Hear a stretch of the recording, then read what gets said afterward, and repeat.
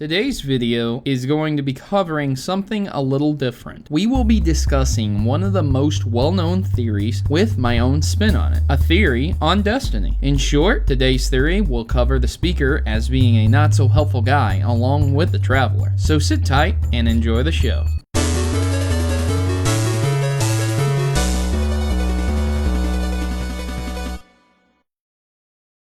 Beginning with the core theory, this theory is well known with many small variations, but the gist of it is simple. The Traveler is really evil and brought darkness to Earth. So for anyone who hasn't played Destiny, there will be some spoilers. Let me explain the basic premise here. The idea behind the theory is that the original game used to be something radically different by many people's accounts. There are multiple videos on the subject and I suggest you look them up if you're interested. Other than that, all you need to know is that this is less conspiracy theory and more actual changes made to the game. It's also well known that the lead story writer for Destiny left a year before its release, and within that year, many changes occurred. Bearing that in mind, the idea of this theory might work considering a few things. When the darkness swept over humanity, it is stated in many places that the Traveler intervened and prevented many tragedies from occurring. The colonies on Mars, Venus, and the Moon were destroyed, and the Guardians along with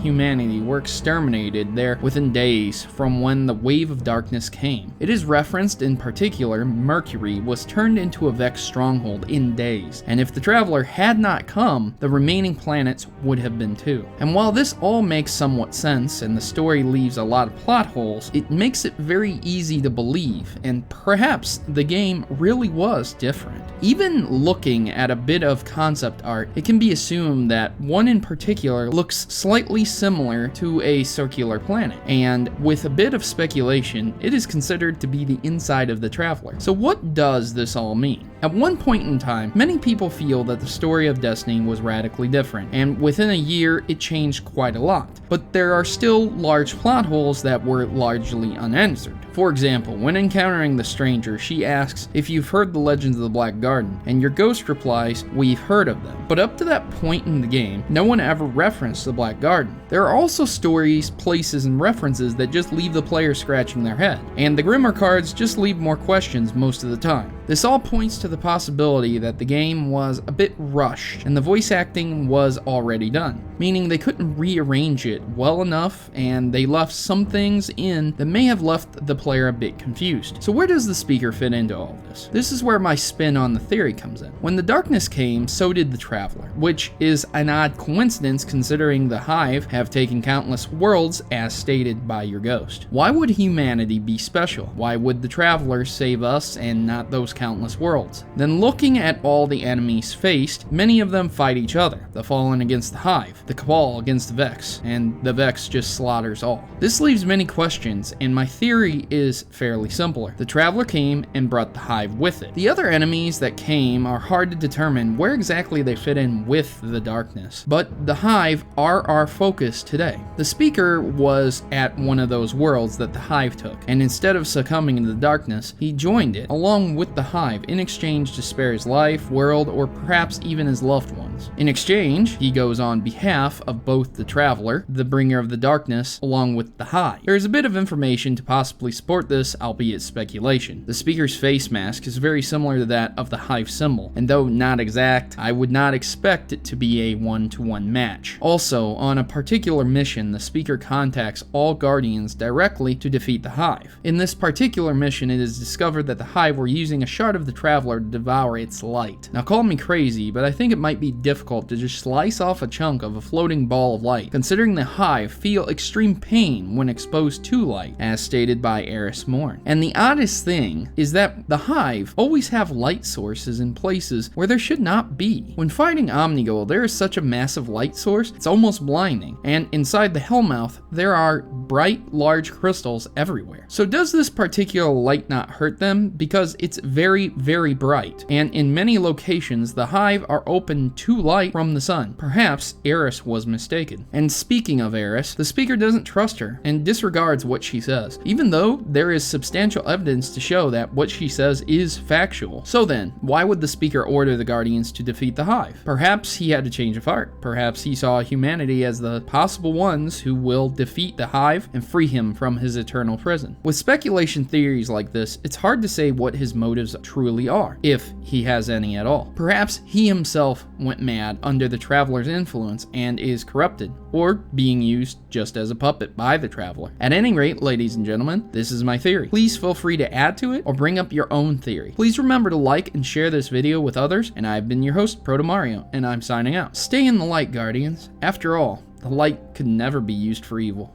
right? And now, the important decision of joining the Maverick Rebellion. We are a tight group of individuals who rebel against stereotypes and greater evils that are commonly accepted. ISPs, children being conned out of games, sexism in video games. Enough is enough, and the Mavericks have had it. If you choose to subscribe or stay subscribed, you are joining the fight against injustice by watching my numerous video topics, from net neutrality to publishers covering up botched releases. The Mavericks are always informed on the issues plaguing your gaming experience today. So don't be left out in the cold, and don't let those people keep you down. Join the Maverick Rebellion today and become a member of the community that will listen and engage with you. What are you waiting for? Just click subscribe and you'll be in good company. Mavericks unite! Please note that in all my videos, if I use images from Google, that I do not own any of those images, and all images attained from Google are owned by their respective owners and copyrights.